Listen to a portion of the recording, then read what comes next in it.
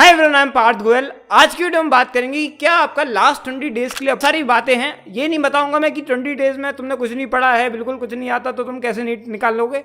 मैं ये बताऊंगा कि कैसे तुम्हें इन 20 डेज को सबसे अच्छे से यूटिलाइज करना है। सबसे पहली बात तो दो तरीके के बच्चे होते हैं, एक जिनका सिलेबस कंप्लीट होता है, एक जिनका सिलेबस कंप्लीट नहीं होता है। जिनका सिलेबस कंप्लीट है तुम्हें दो चीजें करनी है।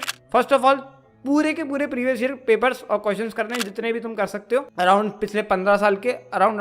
अगर तुमने कर लिए हैं then come to mock test. Mock test में तुम्हें क्या करना है, कोई भी पेपर है तुमने उसे सॉल्व किया, 3 घंटे अच्छे से दिए, फिर उसके बाद 3 घंटे तुम्हें लगने चाहिए एनालिसिस में। इतनी अच्छे से उसकी एनालिसिस तुम्हें करनी है। मिस्टेक बुक बनानी है, उसमें अपनी मिस्टेक्स लिखनी है कि क्या क्या तुमने मिस्टेक्स करी, और उस मिस्टेक बुक को तुम्हें अगले दिन पढ़ना है। मिस्टेक बुक क्या है भैया, जो भी क्वेश्चन तुम गलत करते हो, मान लो कि तुमने एक टेस्ट दिया उसमें तुम्हें 20 से 30 क्वेश्चन गलत करे, उनके बारे में तुम्हें लिखना है कि तुमने वो गलत क्यों किया। या तो हो सकता है वो कोई फैक्चुअल मिस्टेक है, तुम्हें आता ही नहीं था, या हो सकता है वो तुम्हारी सिली मिस्टेक थी। तो ये सब तुम्हें उसमें डॉक्यूमेंट करना है कि ये सिली मिस्टेक हुई क्यों, क्या मेरे दिमाग में उस टाइम पे गलत चीज घूमी। यही चीज तुम्हें मॉक टेस्ट के साथ करनी है। जैसे तुम प्रीवियस ईयर से फ्री होते हो, तुम्हें मॉक टेस्ट लगाने हैं। आई विल से कि तुम्हारी फ्रीक्वेंसी जो होनी चाहिए पर वीक तुम्हें 2 तो लगानी ही है, उससे ज्यादा तुम आराम से लगा सकते हो। अगर 3 लगा सकते हो, 4 लगा सकते हो, वो बहुत बढ़िया है।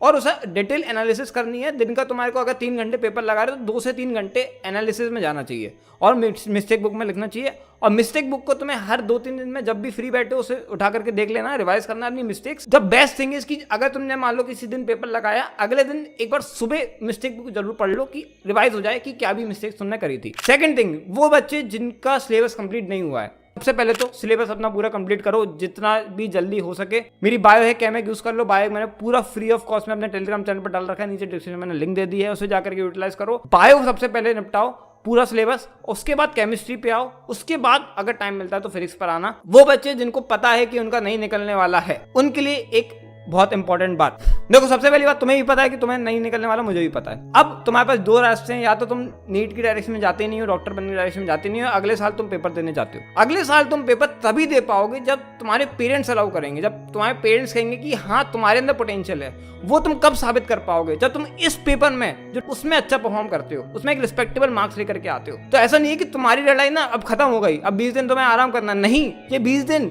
Will decide your future. क्योंकि अगर तुम इन 20 दिन में अगर 100-200 नंबर ही लाओगे तो तुम्हारे पेरेंट्स भी बोलेंगे कि तुम नहीं निकाल सकते, वो तुम्हें कहीं और डायरेक्शन में डालेंगे ही, तुम कितना भी मन्नतें मांग लो। लेकिन अगर तुम एक रिस्पेक्टेबल मार्क्स लाओगे तो दे विल से कि हाँ ठीक है तुम कर सकते हो अगले साल के लिए। तो इन 20 दिन में तुम्हें भी करना है अच्छे से। कैसे करना है, अगेन मैं बोलूंगा, सिलेबस कंप्लीट नहीं है, सबसे बेस्ट वे और सबसे फास्टेस्ट वे इज बायो है किट कैमेक। जा करके मेरे टेलीग्राम पर तुम देख सकते हो, मेरे ऐप पर भी पूरा अरेंज फॉर्मेट में डाला हुआ है। तो दिस इज इट। ये लास्ट 20 डेज तुम्हारे अगले 60 साल डिसाइड करने वाले हैं, तो इन्हें अच्छे से अच्छा, जितना अच्छा हो सके उतना अच्छे से मेहनत करके यूटिलाइज करना है और बिल्कुल भी अपना टाइम वेस्ट नहीं करना है। Wish you all the best, bye.